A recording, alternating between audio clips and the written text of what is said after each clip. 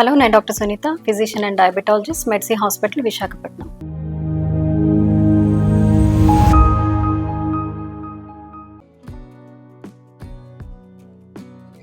So చాలా మందికి doubt ఏంటంటే, షుగర్ స్టార్ట్ అయింది, ఇంకా మెడిసిన్ లైఫ్ లాంగ్ వాడాలా, ఇంకా తప్పదా, ఇంకా వన్స్ వచ్చిన తర్వాత తగ్గిపోదా షుగర్ అనేది కామన్ డౌట్.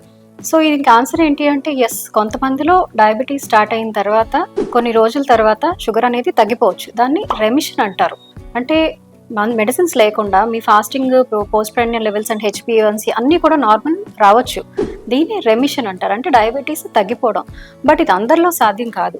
ఎవరికైతే రీసెంట్గా డయాబెటీస్ స్టార్ట్ అవుతుందో, ప్రీ డయాబెటీస్ లెవెల్లో, మనం డయాబెటీస్ స్టార్ట్ అయ్యి ఇంకా ఒక 5 years దాటలేదు, లేదంటే complications like heart, kidney complications ఇంకా అలాంటివి రాలేదు. సో ఇలాంటి వాళ్ళు మనం డయాబెటీస్ రెమిషన్ అనేది ట్రై చేయొచ్చు. ఈ డయాబెటీస్ రెమిషన్ అంటే మనం మెయిన్గా లైఫ్ స్టైల్ చేంజెస్, అంటే డైట్ కానీ వెయిట్ లాస్ కానీ ద్వారా మనం అచీవ్ చేస్తాం. బట్ ఇది స్ట్రిక్ట్గా డాక్టర్ గైడెన్స్లోనే చేయాలి.